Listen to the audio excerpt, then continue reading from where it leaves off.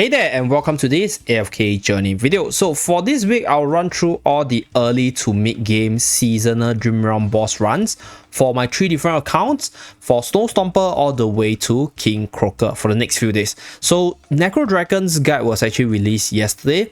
For this video or this short series itself is targeted for those of you guys who are preparing for Song of Strife, for those of you guys who are in Song of Strife, or those of you guys who are pretty close to my account status and you want to find out how to better optimize your damage for the seasonal dream realm itself. So first of all, right, for Snow Stomper, this boss itself is going to be really tricky, especially at the earlier stages, because this is my Zeebo account, which is my free to play global account.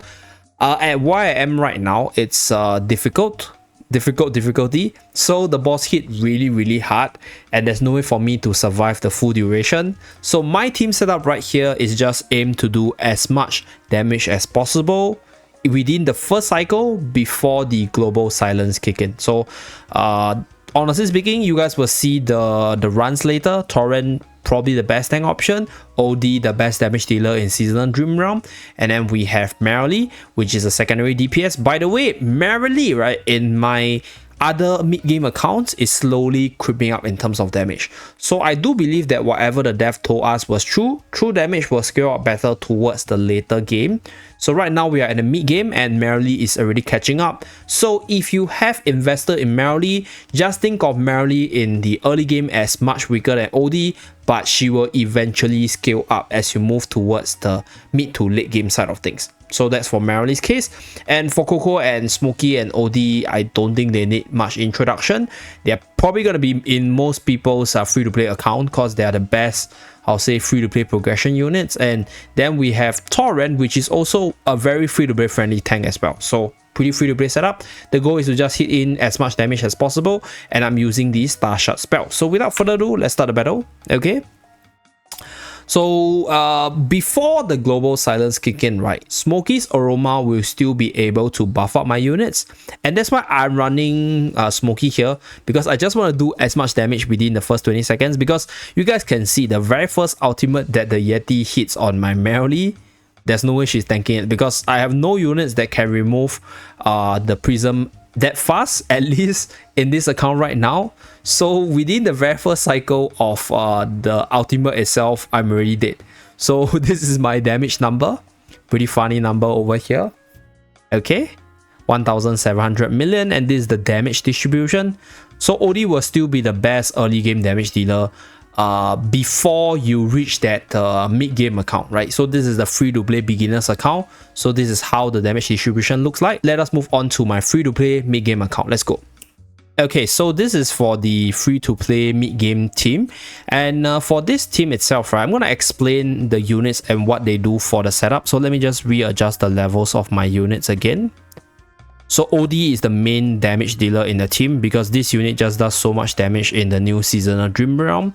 And then we have Torrent, which is probably the only tank that can stand in front of the boss to take all the barrages of the bosses without any form of help from another unit.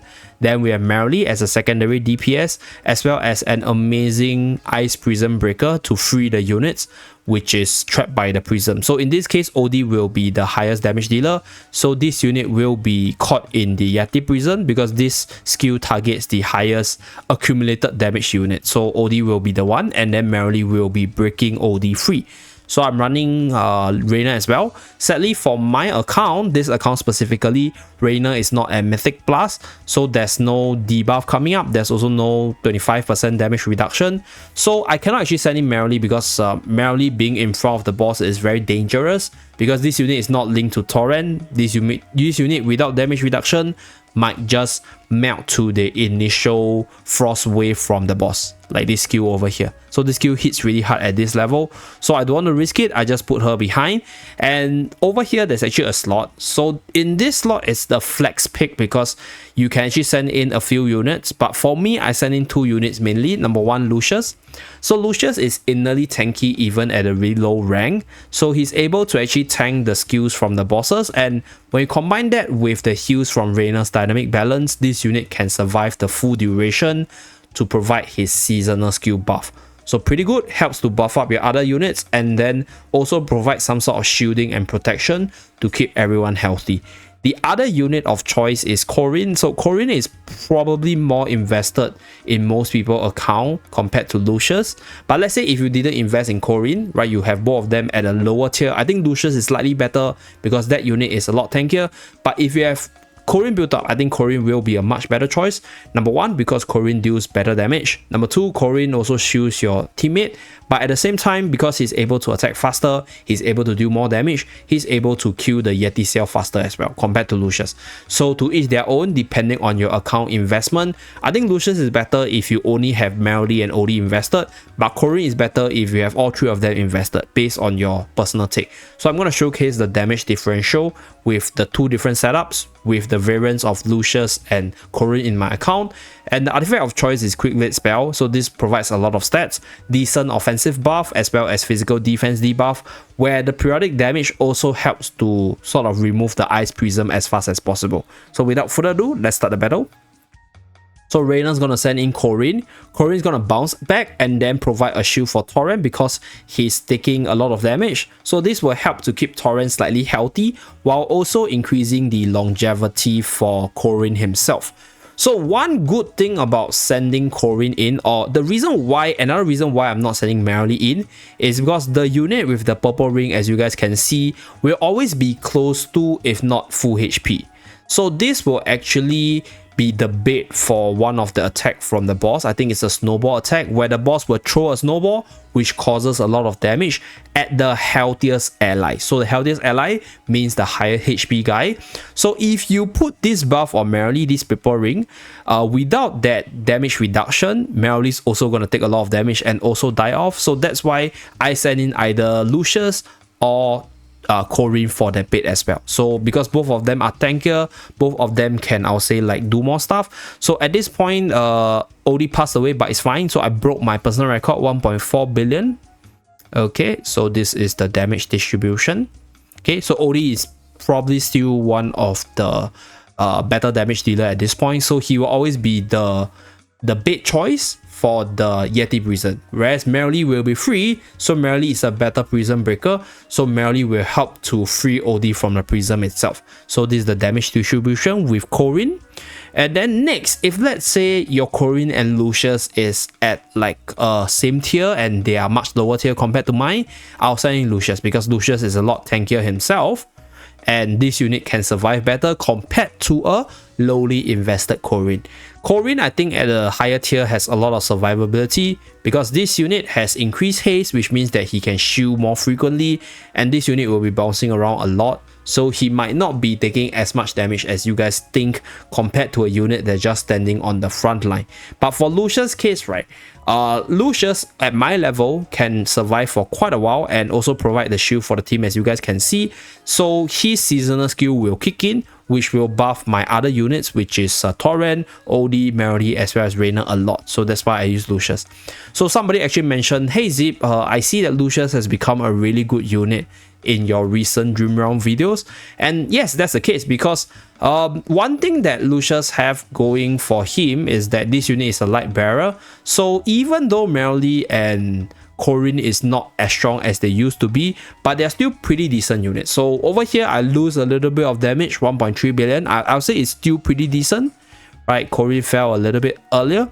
You can play around with the different artifact of choice later on to see whether or not other artifacts work better in this one. So you can try evocation spell as well.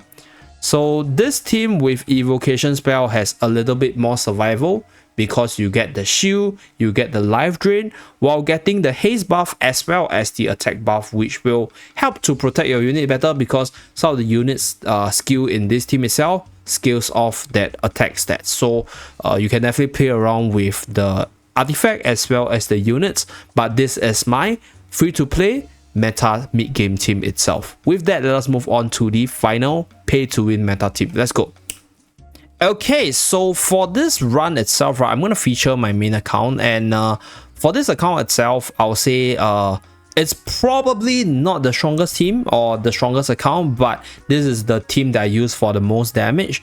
So I'm running the Mage Core with Cassidy as well as OD, and then I'm running Merrily with Reyna. So these 3 units, they are magical attackers, and they have the Crescent spell for even more damage, right? This is a very mage-centric artifact, very good for bossing as well. So I try to experiment a little bit, but I figured out I think the best unit of choice will be sending Corrin in, because Corrin deals a lot of damage on his own, and I'm actually at a point where I think true damage scaling is starting to come up. So Corrin not only is able to shield a unit, this unit can take some hit from the boss while doing damage at the same time. So currently this account is at the epic boss tier, so we are very close to endless. So this will be my team showcase. And without further ado, let's start the meta team run. Let's go. Okay, so we sent in our dear Corrin. This unit has the magical charm active, so you guys can see the red symbol at the bottom. If you guys see the green healing symbol on top of Reyna, that's because my Reyna also has the magical charm ability. So Reyna combined with Corrin will be able to keep almost everyone in the team alive for as long as possible, because one is shield, one is heal, and they both do a really good job in terms of protecting my teammate itself. Okay, so very good damage so far. And you guys can see for yourself, right? The snowball attack will be targeted at the healthiest ally, so that's where Corrin gets targeted. Unfortunately, Merrily was a little bit out of position and Merrily died pretty early. If not, I might be able to break my own record, which is 13 billion over here. Yeah, maybe I could send in Merrily. Maybe. Yeah, if Merrily was around, I'll definitely break my own record.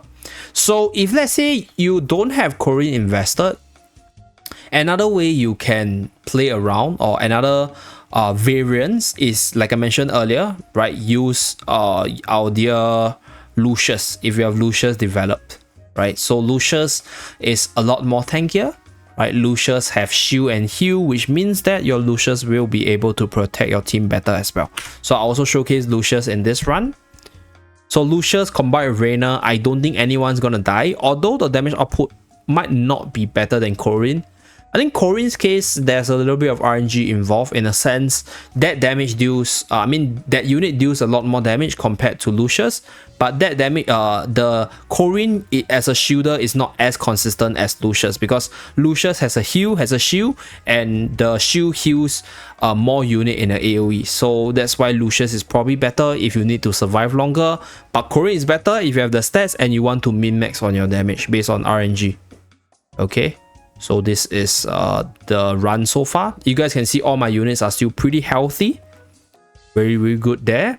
So Lucius buff is gonna kick in really soon. I think it's already in for the seasonal buff. So my units are gonna amp up in terms of their damage output, because my Rasengan coming out from the Crescent spell is gonna be a little bit faster. So all the other units are still hitting pretty hard. So Merrily still able to remove my units from prison as fast as possible, and that's where I'm able to jam in more damage. Okay, so with this setup, I'm getting my 13 bill damage range. So this is the final distribution. And as you guys can see, Merrily's damage is actually creeping up compared to OD.